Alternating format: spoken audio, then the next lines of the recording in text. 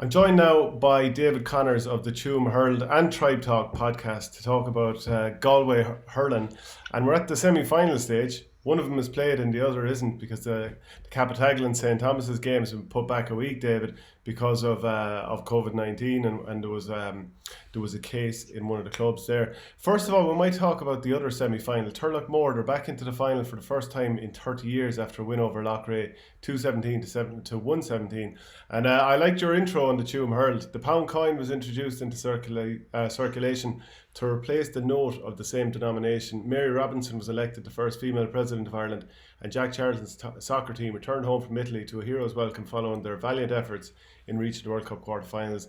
The year was 1990, and it was also notably the last time Turloughmore senior hurlers contested a county final. How did they do it, Daithi? It was a strange kind of game, Shane. It'd been with the game that probably had the billing of the weekend. Everyone was expecting fireworks, really. And to be honest, it never really delivered. It was kind of the kind of conscious simmered the whole way through, and it just never really, it never really boiled over. Turlough were the better team by and large, other than the spell where Loughrea kind of hit them for 6 points before half time, which turned a 3-point deficit into a 3-point lead for Loughrea. But then Turlough came back with a point through Barry Callan, who was excellent. And sure, I think we all seen the clip that just right on the stroke of half time where Daithi Burke sauntered up the field, we'll say, with one of his characteristic runs or trademark runs up the field, and Sean Loftus delivered a lovely ball into him. He fielded it and off balance, and as he was hitting the floor, he just got it across directly into the run of Gary Burke, and it was the easiest of finishes. And from there on, Turlough could just control the second half. They never looked likely to lose the contest, and it was an all right game. Like, it wasn't, like, I wouldn't say it was a bad game either. Now, for splits and splurts, it kind of there was a bit of quality here and there, but Loughrea probably didn't deliver in the same level that they did against Lee Mellows either, and Turlough would have been probably way more wary of them. But it was probably the fact that the game was in Pearse Stadium. Now, I beat this drum a lot around, but it just lacked the atmosphere that maybe Athenry might have given it. Like Athenry on, I don't know if you've ever been, but Galway Senior Hurling Championship semi-final day, they have the both of them as part of a double header, and it's packed to the rafters. I'd say you'd have 10,000 plus in it, and the most vocal of fans or whatever. But it's just like Pearse Stadium, maybe it was just a bit too expensive for it. Yeah. I don't know. It's just never really. There's no real kind of atmosphere, or it was strange. Even at the final whistle, I kind of noted that, like, the Turlough players were, I suppose, like, they after qualifying for the first final in 30 years, but they weren't. There's no huge outpouring of joy or anything like that. It's kind of maybe just where their heads are at this year, that they, that they're winning the county title is the only thing on their mind, and reaching the final doesn't really matter to them. Like, it's probably a good thing in one sense, but I just found it strange myself for a club that hadn't reached the final in 30 years that they were, kind of so calm when the final whistle blew. Yeah, because they do have an awful lot of quality in that team. And you've mentioned Daithi Burke, and if I'm correct in saying Fergal Moore, former Galway captain, is his midfield partner, I believe. You have Jamie Holland, centre back, Sean Lennon, Sean Loftus. Like, there is huge quality. And I think for those of us outside the county who probably wouldn't see them played that often, the question has been, why has it taken so long for this to happen? Yeah, well, that's for sure. We've all been scratching our heads because they've won, like, I think Sean Lennon's group and Sean Loftus and Jamie Holland, they've won everything the whole way up. I think they won 2 back-to-back under-21 titles in Galway. Even when they were younger, they won an All-Ireland failure. So we were waiting for this group to come of age, really, more than anything else. And I suppose there's no more excuses now. There could be no more excuses on them, really. I think that group are 25 at this point now. They'll be 24 or 25. And it really is time for them to deliver. I suppose there's been a few notable controversies down the line with them as well, where they've had their difficulties off the field in terms of player registration and stuff. It wouldn't have helped, but they just I don't know. It's just they never delivered on the promise. They had decent management teams, as we've all know, probably well regarded management teams in as well, that just couldn't seem to get it. But this group now, between the management team of, say, Joe Hession, Franny Ford, obviously we know from Galway, Cyril Donlan, who was would have been involved with the Galway setup as well, and Barry Cullinan, who would be a big stalwart there in Turloughmore. Like, they seem to have really worked out a system that kind of really suits the players of Turloughmore, and they're getting the best out of their quality. Like they're such a brilliant ball players. Say when they get it, they're all so calm. And the way they work every puck out from the back, like they strike to the two cornerbacks, say Michael Morris and Mark Murphy, and they're just so confident and calm and composed in possession. And the players there, then, like say Kevin Hussey, who's just having an outstanding year as well. He was in with the Galway setup for a while, and he just seems to have come on leaps and bounds. He's a brilliant athlete and man marker and everything. And Daniel Loftus, like the platform for everything is this half back line that they have with Daniel Loftus, who'll be Sean Loftus' brother, and he looks like a serious prospect. Then you have Jamie Holland, who's one of the best centre backs and ball players in the county, and then you have Kevin Hussey, an outstanding man marker. So that line alone just dominates. And then up front, question marks have been asked about Turlough down through the years, whether they had the actual forwards. It's been one that's been, local commentators will say have hammered them a bit for. Did they have the elite category forwards to win a county title? Like say your Conor Cooney's for St Thomas's or a few more like that. But Conor Walsh now was a player who's kind of really delivered this year, and Sean Linehan just seems to have taken it to another gear. I think in the quarter final alone he scored, I think it was 6 or 7 points from play. They have Matthew Keating, the Barry Canlon, a player who stepped up from the intermediate panel last year. It's just it seems to be all the ingredients are there now, Shane, and it just seems to be going for them, and they'll take stopping in the final, that's for sure.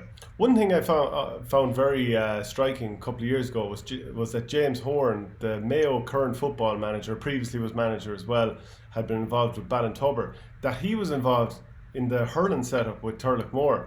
Now, I mean, that obviously probably doesn't bear much relation to what's going on at the moment in this year's championship, but was it very unusual to see him involved with Turloughmore, and what sort of an impact did he have? It was a strange one, really, wasn't it? Just from an outsider looking in. Like it worked with Pat Gilroy going in with the Dublin Hurlers, so I think there's a lot of comparisons between the codes. There's huge comparisons, and I think if you can coach football, there's absolutely no reason you shouldn't be able to coach hurling, or even vice versa now, because hurling tactically has come on so much in the last few years. But it was strange. It didn't really work out, truth being told. Barry Cullen was actually with James Horan that year as well, so he's been kind of an ever-present the whole way through. Huge stalwart for Turlough, and obviously he would have been a Galway footballer as well. But no, it's very difficult to put the reason as to why it didn't work. Maybe the players were just, they were maturing at the time, and they probably still had a couple more years before they would actually reach the very top level and fulfill their potential. Like we've been waiting for this group really for the last 4 or 5 years to, they're a team that really could set the world alight. Like if they, on their day, they could beat anyone. But the problem is they were a bit inconsistent, and when the challenge was put up to them, say in the knockout stages, when they could meet a team like Cappataggle or a season's outfit like that that would really match them physically, they just kind of seemed to the performance levels would have dropped a small bit, whereas they always, most times more often than not, should I say, in the groups they would have been always impressive. Like even the last few years, they're cruising in the group stages, but then when it reached the knockout stages, they delivered the same. And even last year against St Thomas's, I think they hurled for 20 minutes, and they nearly beat Thomas's on that alone. Like they didn't show up for the majority of the game, and if they did that day, they could have beaten Thomas's. I think they missed a couple of goal chances and stuff like that, which would have really brought them back into it. But this year, as I said before, this year just seems to be the correct management structure in place. The players seem to have really this belief that this is their year and that they're going to do it. And sure, look, there's no question their quality all over the field. They've just, as you've listed off the players already, and there's unsung heroes in that team as well who that are well known in Galway but mightn't be known further afield, we'll say. When I called you Daithi a little earlier, it's because I had Daithi Burke in my mind and a question to ask about him. The fact that he's also involved with Cara Finn, who everyone will expect to get to the county final. So the way things have been moved around, and the fact that the hurling final has been put back a week because of Thomas's and Cappataggle going back, Daithi Burke could end up trying to be the first player in Galway since 1970, I believe, the likes of Liam Salmon, to do the double in hurling and football in 1 year. But he'll have to do it with the hurling final on the Saturday and the football final on the Sunday, potentially. Is there much fuss being created in Galway over the potential for this to happen? To be honest, it hasn't been a huge talking point. We kind of figured when the game last weekend was postponed, because the final was supposed to be this weekend if Thomas has played if Thomas is actually in Cappataggle, played last weekend, so it wasn't going to clash. My understanding is the county board have given Shane O'Neill, they guaranteed him 4 weeks when they were setting out the structures of uninterrupted access. So now, take it that what you will, they've made this commitment and this is what they're trying to stick to. So whatever your opinion on that, that's the reason for it, and that's why the games are going ahead. He's the only player affected, which is, in fairness, it's probably fair enough. And sure, no, he's an absolute freak anyway. It's just, athletically, it probably wouldn't be a bother to him. He mightn't even need to start against Corofin. It could be, they're such a quality team. They probably could win without him, at this stage. But if the game is still in the melting pot, you could bring him on for 20 minutes maybe, and he's the quality there in football alone that could change the game. He's captain of the Turloughmore hurlers, so that's going to be his focus. And hurling was always his number one focus into the club scene anyway. And it's kind of just the way it works out. Corofin are so good that they don't actually have to pull and drag him either side. They can kind of use him sparingly, and then when the provincials and Iron Series come around, he's raring to go, as they say. And he's a player actually just kind of this year alone that seems to have really benefited from the break. The COVID enforced break, because maybe he was looking a bit tired the last few years, or not the last few years, but maybe the last few months, even with Galway, and then now his performances with Corofin were fine, but he just didn't deliver in, say, last year's campaign to the same level that he would have for Galway in previous years. And maybe that was down to tiredness, which is perfectly understandable. Maybe mental exhaustion of just being constantly going, 12 months of the year for 3 years straight. It's not sustainable. So, but him at midfield this year has been a revelation, I must say, for Turloughmore, and I'd be amazed between ourselves, not between ourselves, it's all clearly here, but if he wasn't trialled in midfield for Galway, I can actually see him, filling in there and starting in midfield for Galway this year. Just the level of athleticism, and his ball playing, which is a very underrated aspect of his game as well. He just keeps it simple, but Jesus, some of the passes he can spot are just something other players wouldn't, and he'd be a real benefit to Galway in that middle third. And I suppose one point that was mentioned to me recently would be, would Garrett McInerney struggle under the hard ground, say, of your usual inter-county season, whereas the wetter conditions might actually suit him so it might be a year to try it. It'd be a year for trying things out and experimenting, and you'd never know, but I've just a small inkling now. I have no confirmation of this, and I could have egg on my face when the team shoots their name, but there's a small inkling that Daithi could be midfield for Galway this year when they kick off their campaign against Wexford. Yeah, I can't help but take up this point now, having played full back this year, and it's a very unforgiving position on hard ground with fast ball going in. So that's fair enough. Would Garrett McInerney be more suited to winter?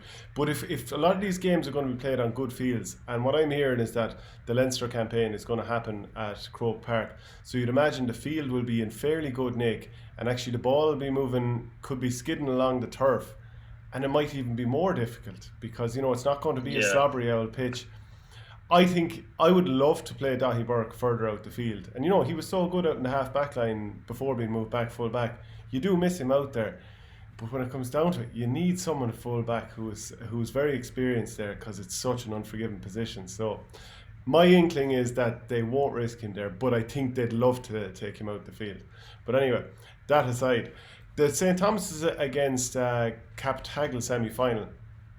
Do you think that the fact that it was put back a week will have too much of a bear, and might have affected training? It might affect their preparation in some way. I suppose I'll just give the quarterfinal results for anyone who missed those. Cappataggle beat Hascrafahina 20 points to 13, and St Thomas saw off Clymer Daly 123 to 216. Now they were miles ahead coming into the last few minutes, something like 10 points up, but Clymer Daly made a push at the end. But what are your thoughts about the extra week that this has been pushed back? Will it make a difference to either? Well, Thomas's first day were regarded as casual contacts. All the players wish that's where it's out there now and everything, that it's the Thomas's club that was affected, just in case anyone wasn't aware. It's all the players, with the single affected player, were regarded as casual contacts, and I'm led to believe that all the players have been tested and that they came back fine. But because they were casual contacts, they were allowed to continue the preparations, and my understanding is that training went ahead, and they've just continued training like they would any other week, and it's just as if the game was postponed for, say a funeral or a death or whatever weather conditions or something like that. So I won't think it'll have a huge bearing at the weekend. I think it could have a huge bearing on the final, because the final is the following Saturday, and like Turlough have such a extensive management team, and they're very shrewd and stuff like that. So they have an extra 7 days to prepare. Will be massive, and just in terms of rest and recovery as well. Like Turlough will be surely expected now to finish the stronger of the two, no matter whether it's Cappataggle or Thomas that get over the line. They'll be expected to finish the stronger down the home stretch, we'll say. So I don't think it'll have a bearing at the weekend, but I do think it could play a part in the final, we'll say. That 6 days isn't a whole lot of time to prepare. You won't get a lot of work done really, whereas Turlough now can prepare both plans during this week, we'll say, an extra week that they have for both parties, depending on who gets through, and they'll just have that extra week rest, which was massive. Even we've seen it in the quarterfinals. The teams that were out, say, I know it was an extra 3 weeks in a row. Every single one of them were beaten in the quarterfinals in Galway, which was telling enough. You know what I mean? Like that extra week could be massive. I think that's where it could make the difference. So Cappataggle have been close in recent times, and I think Liam Mellows have probably sickened them in a few semi-finals, where St Thomas is probably hell-bent on a 3 in a row, and even probably closing a few traps after what happened in the All-Ireland Club semi-final against Borrisoleigh. Do you feel there's a way that Cappataggle can get enough scores on the board here to beat Thomas's? I do. I definitely think they have the potential to win. They have a good goal threat. Would say they have the two Manions who are just lightning pace. Donal and Ja. They're a goal threat every time they go out. And there was another fella, Niall Collins. He bagged a hat trick the first day out in the championship this year. So Cappataggle will need goals. That's without question. And I suppose one thing, if Thomas has had a small bit of a weakness, it might be that they're not blessed with huge pace in their full back line. So that could be an area where Cappy could, take on Thomas's run at them, and goal chances could present themselves like that. In terms of Thomas's, then they would be hell bent and going for 3 in a row, and they would have their intentions of setting a few wrongs of previous All-Ireland campaigns, we'll say, because in fairness, they come up against good teams like, we'll say, Ballyhale Shamrocks obviously, and Borrisoleigh. But I feel like in all those, they never really did themselves 100% justice either. Like, we've seen them hurling in Galway, and it's easy to say for people that haven't seen them, but when they hit song, they're unstoppable. Like, you know what I mean? Like, but it's just that they've never really delivered it when they came out of Galway. I know when they won the All-Ireland, that was a fantastic achievement, but I suppose they didn't really meet any huge heavy hitters along the way either. Like, they got over the line, Loughrea Shamrocks, a fine side in their own right, and Kilcormac Calahi as well. But you didn't come up against your superpowers even historically. Or your Coolas, or your the Piershigs, or some huge teams there in Munster as well, or even your Ballygunners, say. So they kind of it would be. And those two soft red cards for Kilcormac in that All-Ireland. That's it. That's another thing. You know what I mean? Like, so it's that could have and another day that could have went against them as well. You know what I mean? Now, and they needed a replay to get over Loughrea in the first place. So it's one that they definitely 3 in a row would be a huge achievement. It was cement them as a one of the best teams ever in the county, which is something that they probably deserve to be. I know they haven't. They have one All-Ireland in the back pocket, but in recent years, there's a feeling in Galway that they probably should have delivered a bit more. And that'd be my personal feeling, just on the national stage. Now, they might have beaten, say, your Ballyhale or your Coola or the Piercy, but they would have been closer to Ballyhale, we'll say. Like, I suppose that final, they were hit with a few blows as well, which are like Éanna Burke missing, Kenna Burke, Fintan Burke going off. I was chatting to Kevin Lally afterwards, and he used the phrase that everything that could go wrong did go wrong that day. But no, they probably wouldn't have beaten Ballyhale anyway, but I feel they would have given themselves a better, they weren't 20 plus points a worse team either, like, on the scale of things. But 3 in a row, it would have been the target, and I suppose if they don't deliver that, they'll be fierce disappointed, to be honest with you. Is Fintan Burke playing fullback these days?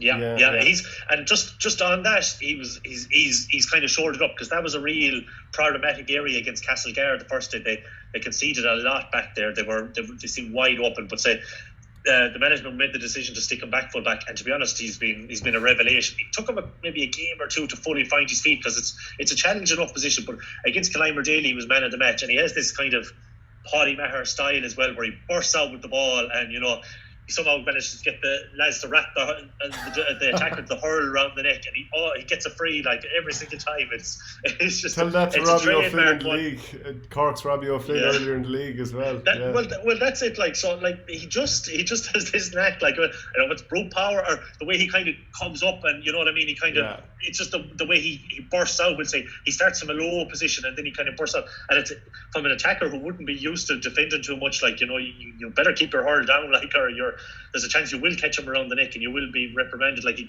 won a couple of huge frees in around the edge of the square, and he fielded a number of huge possessions towards the end against Tuam Daily as well, which were vital.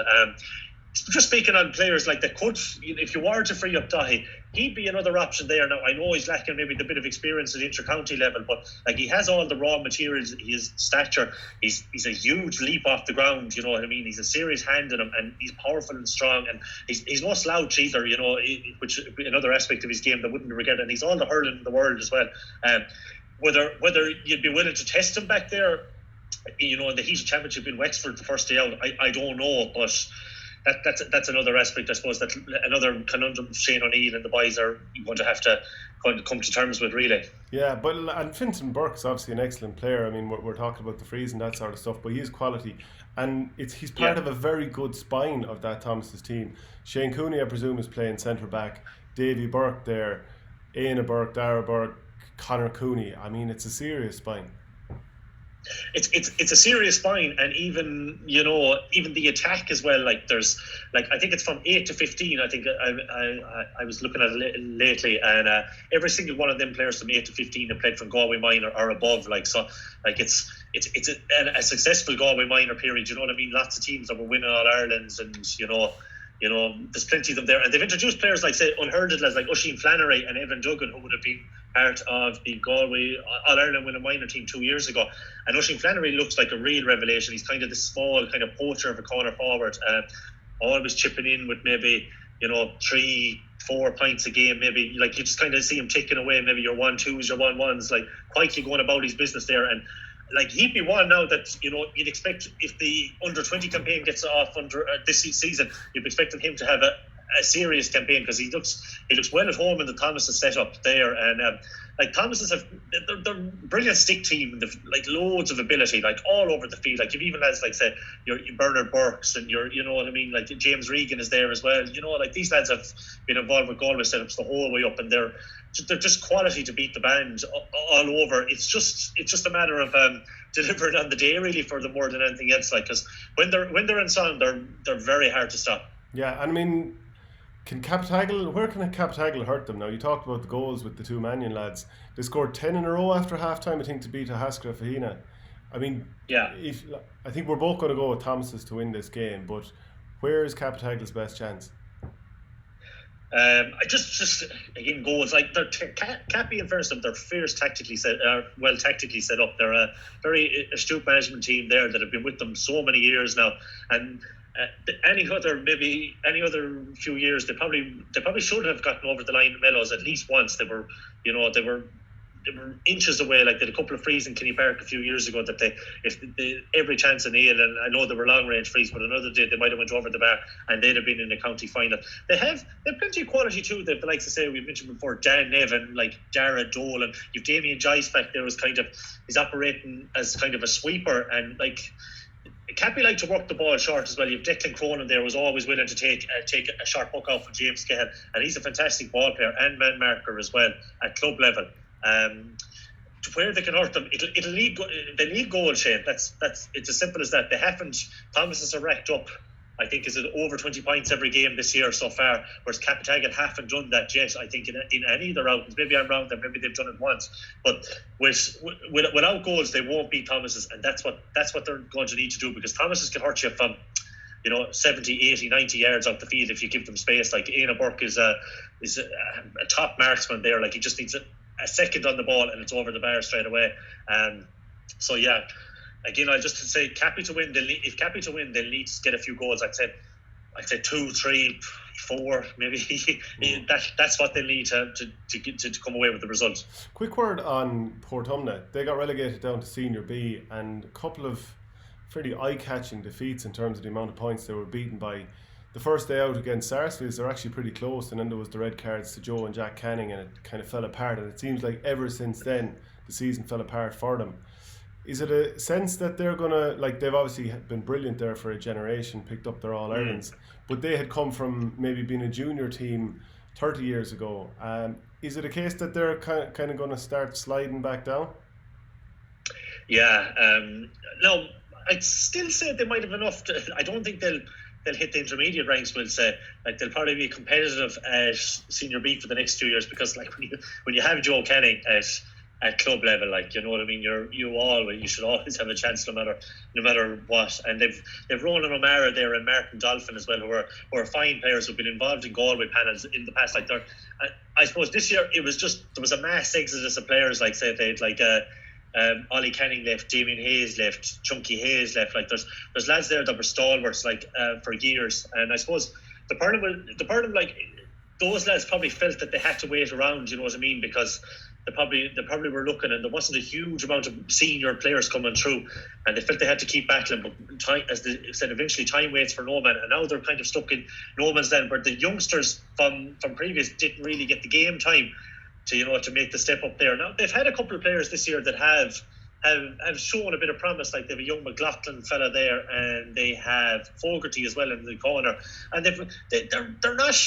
They're just, I suppose, more than anything, they're a team that'll need to just kind of hold their own now in Senior B for the next 2 years and just kind of start building again. But, you know, it's probably a sense that, like, you know, when they were successful, maybe they took their eye off the ball a small bit in terms of the underage development, and, you know, it's kind of maybe perhaps coming home to roost now, which is maybe people in Portumna might say I'm well off the mark there, but they would have been hurling in a lot of B's and maybe sometimes C championships, you know, down the line, and that's probably never a good sign, really. You know, when you're winning All Ireland, you kind of want to push on, and you want to be maybe bringing through, you know, maybe 1 or 2 every year, you know, just even kind of giving them a bit of game time. But I suppose in Galway was always so competitive. They probably didn't feel like they never had the chance. And then when they got to the All Ireland series, they needed to be at their best, obviously. So I think they'll have enough. As I just repeating myself here, I think they'll have enough for Senior B, because there is some teams down there that wouldn't be, you know, of the highest quality, shall we say. And with Joe Canning, he probably could overcome a lot of teams by himself if he was getting enough of ball. Like, you know what I mean? He's at that level. You know, a player of that quality, he can beat some teams practically on his own. Never mind, say, if you had Ronan O'Mara or Martin Dolphin or a few more of these lads.